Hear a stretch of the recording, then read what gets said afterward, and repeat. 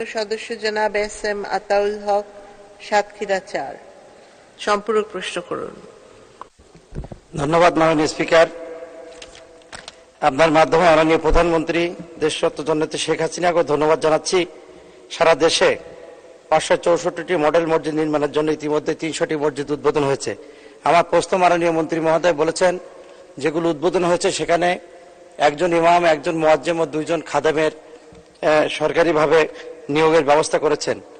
আমার যে মসজিদটি ভেঙে নতুন মডেল মসজিদ নির্মিত হচ্ছে, সেই মসজিদ স্থাপনের পর, উদ্বোধনের পর যারা পুরনো ইমাম সাহেব, মুয়াজ্জিম সাহেব আছেন তাদেরকে সেখানে নিয়োগ দেওয়ার কোনো বিধান আছে কিনা সেটি আমি মাননীয় মন্ত্রী মহোদয়ের কাছে বিনয়ের সাথে জানতে চাই। ধন্যবাদ মাননীয় স্পিকার। ধন্যবাদ মাননীয় সদস্য। মাননীয় মন্ত্রী। ধন্যবাদ মাননীয় স্পিকার। মাননীয় স্পিকার, নতুন করে যখন কোনো প্রতিষ্ঠান স্থাপন করা হয় এটার একটা নিয়োগ প্রক্রিয়া আছে, সেই নিয়োগ প্রক্রিয়ার মাধ্যমে নিয়োগকৃত হবে।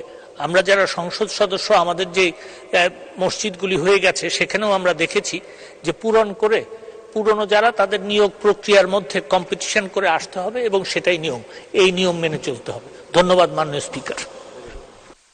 ধন্যবাদ মাননীয় মন্ত্রী। তার